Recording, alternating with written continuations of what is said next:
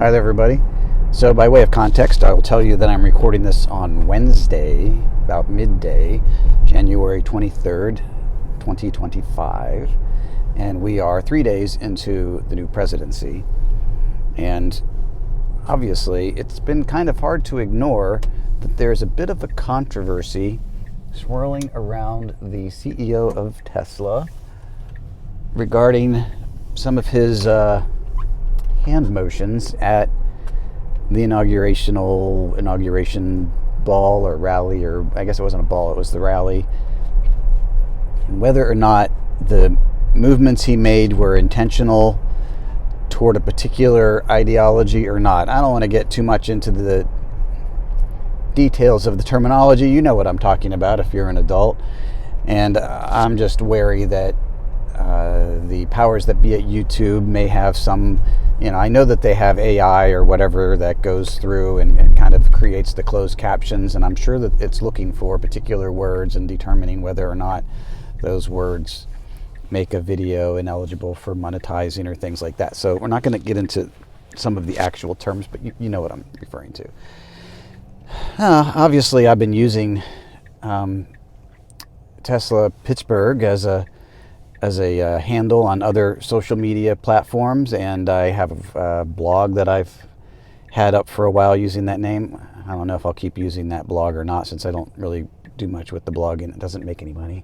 But there's definitely an association that I have kind of stumbled into over the last decade, and it is troubling, some of the recent developments.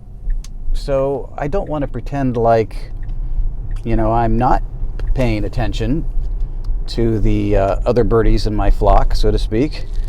But at the same time, it's also worth noting that I have always been as transparent and objective as I can be regarding these prospects of the company and the people involved with it. And I think this channel is, and the blog to a lesser extent, because I don't write much on there, but this channel in particular has been an example of that. For instance, they're not up right now because I just can't deal with the brigading on them. But I put out a couple videos ahead of the CEO pay vote that was last year, and I was not in favor of it. And I gave several reasons, quite a few reasons why, in the two videos that I did. And I think that it's fairly evident that, at least in my way of reasoning, it's been borne out that I think that my concerns about how much time he was putting into the company were justified. Regardless of all the other things you want to or could possibly say about Elon, what you can't say is that he's putting a lot of time into his work at Tesla recently. I mean, that's just fact. Anyway, so let's get to the gesture. Do I think he meant it the way it's being portrayed?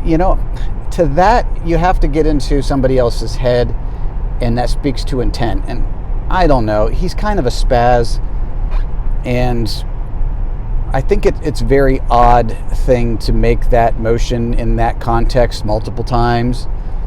And I do think that there have been a few other concerning things recently, as far as like the political party in Germany that he appeared to endorse, and some of what that party believes and stands for. And there was some other various little tidbits of evidence along the way regarding, some of the beliefs of his father, for example, in the environment that he grew up in, the font on his black MAGA hat that he had, and then there's this whole like numerology component that people can I don't know. Again, I can't really say that I have any real definitive opinion on where he's going with what he believes, but what I will say is that I think it's a mistake to believe that the ideology that he's alleged to be demonstrating with that gesture is solely one that has a particular racial or cultural target, as was the case during World War II. I don't think that is kind of I don't really think that's the modern sort of interpretation of what those groups stand. There are groups that they deny things that happened, and they're still targeting the same people, and have kind of the same fantasies about what they would do if they could. But I think that there's really a bigger shift that has happened in our politics, at least in the United States, if not worldwide. And it's not that the targets of like an organized governmental suppression of a particular segment of the population. I don't believe that it would be done based on religious belief or cultural beliefs necessarily. I think that really the concern is that same sort of ideology could be copied over onto taking care of people of a social values or political value that is different than the ruling class at the time, and in that regard, you could almost say that it becomes a concern for anybody, because the targets could be any race, any gender, any culture, any religion. It's really you're oppositional to those in power at the time, and therefore you are the other. And I think that polarization of politics, particularly in the U.S., is really the concern. Not that there's going to be a target toward synagogues or something like that. I don't think, perhaps naively, that we're looking at that as the criteria by which a segment of the population is targeted. I think that it's going to be, if it happens, it will be broad-based. It will include anybody who is the other socially or politically. And that's the concern, is that this is not a unifying place to be.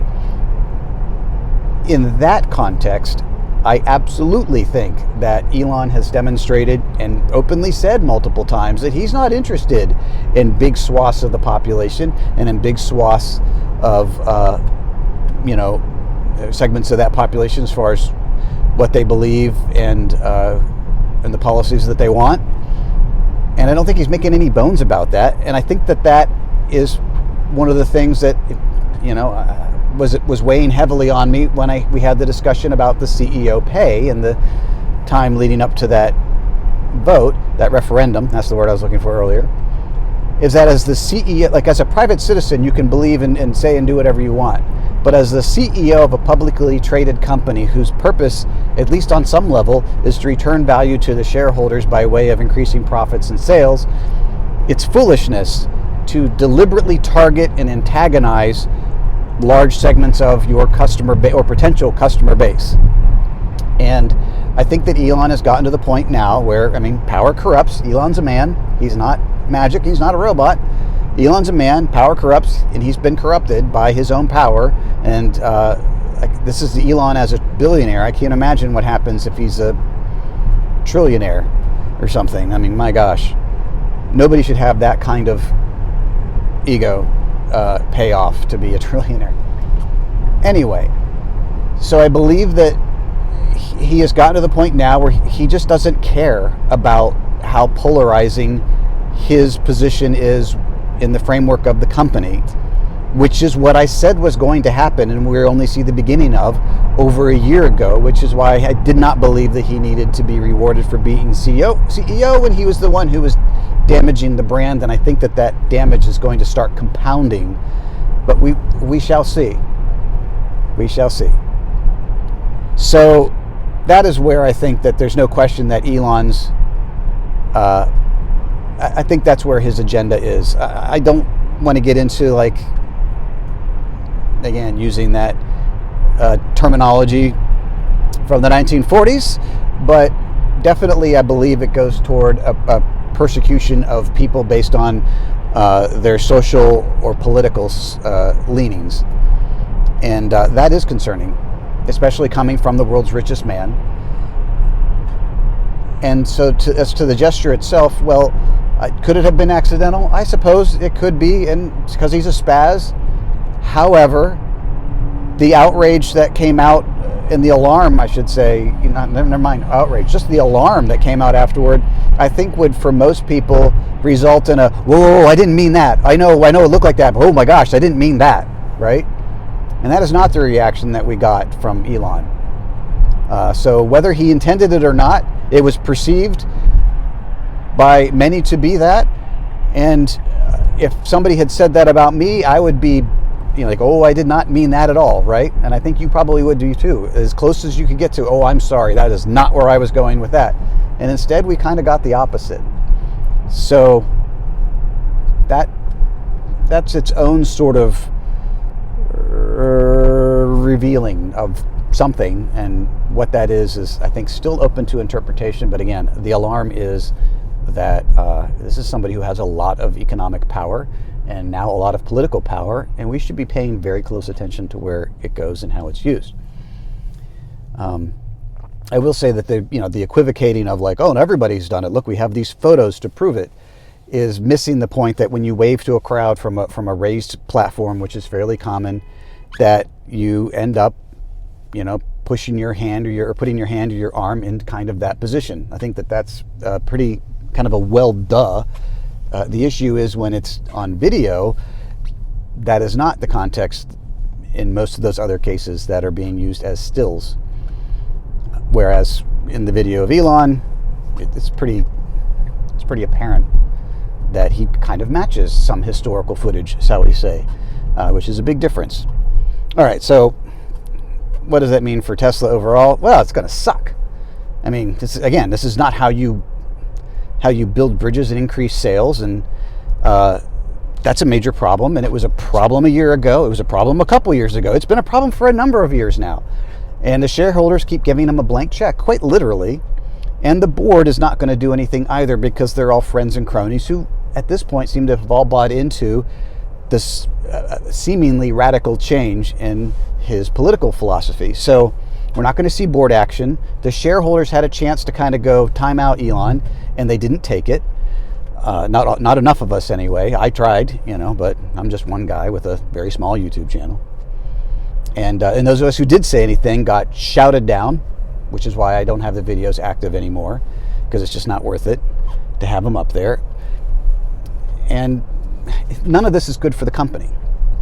Now, as for me personally, I know everybody's a lot of people going around putting stickers on their car saying, I bought this car before I knew Elon was crazy and all of that. And I've never put stickers of any kind on my cars, and I have no intention of doing so now, because I don't like the way it looks, and I don't feel it appropriate to be advertising what I believe publicly anyway. I'm a private person, unless we're in conversation or, something in this context. But I don't know. I don't feel like it's a good place to be putting that. And I think it affects how people drive around you in traffic, which is why I don't like bumper stickers, political or otherwise, because I want everybody to be safe and predictable on the road, and that is the goal of traffic safety, is to be that. So introducing wild cards and variables is just not smart, in my opinion, prompting people to rage or whatever. So as for the car itself, I mean, we've had this car for coming up on 11 years now. We don't owe anything on it. It's treating us well. I like the car. I've never been shy about telling you when things aren't working or what I don't like about the car, but overall it's been a great car for our family, and the only person that would be hurt by us getting rid of it would be us, and we didn't do anything wrong. So I don't have any intention of getting rid of the car because of something a billionaire did. He's not going to notice that. It's not going to affect his life whatsoever, but it'd be a huge hassle for me and a financial loss to have to be moving cars for no reason. There's nothing wrong with this as far as that's concerned. So this car will stay, and I'll keep doing the things that I do, and hopefully for a long time, because like I said, I do like the car regardless of everything else. I really like the car, and we bought it. My conscience is clear as far as that is concerned. It was from a time when Tesla was much more aspirational and non-political, and from a time when Elon was paid a much more reasonable amount relative to shareholder value, was actually growing the company and all of these things. And so my conscience is clear on that, and my conscience is clear on all of the other things that I think I've been very consistent at holding the standard where the standard is, and calling out when the standard is not met. in a variety of ways, whether it be service, whether it be new models, whether it be CEO behavior, all those things. The biggest thing for me really is just lamenting what could have been.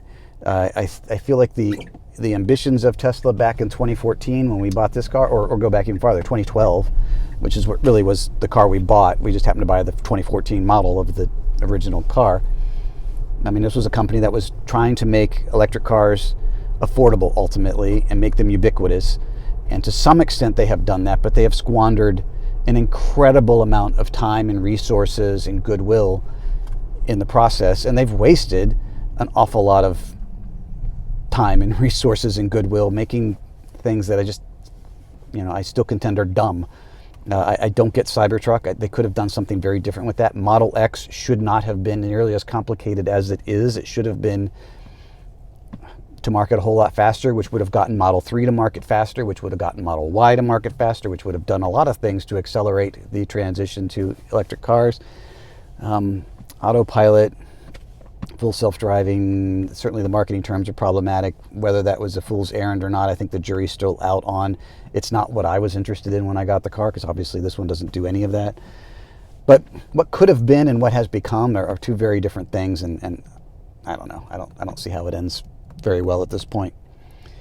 I'm kind of getting to where I need to go now, but so I'll just say that to wrap it up, that the whole thing, this whole situation with everything that's going on with the company and with Elon, it seems like if you wrote a movie script or a book plot or something like that, that this would be the second half of that.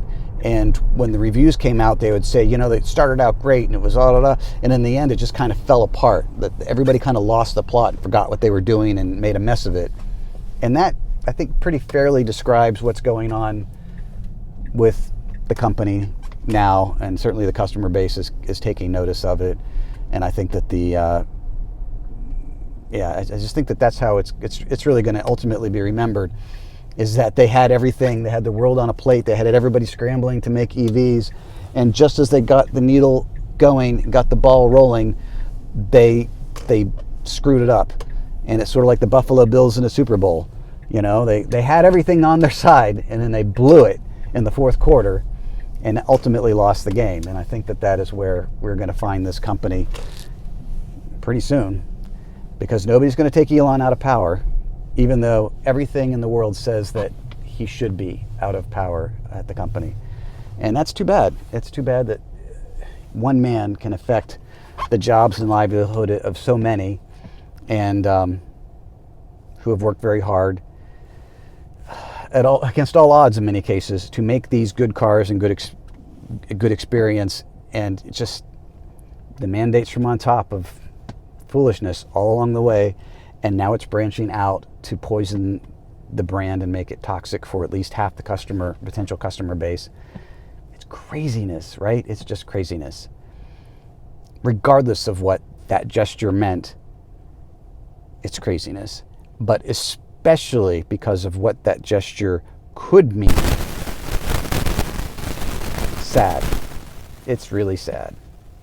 Anyway, that's my musings. We shall see how it plays out. Thanks for watching. Bye.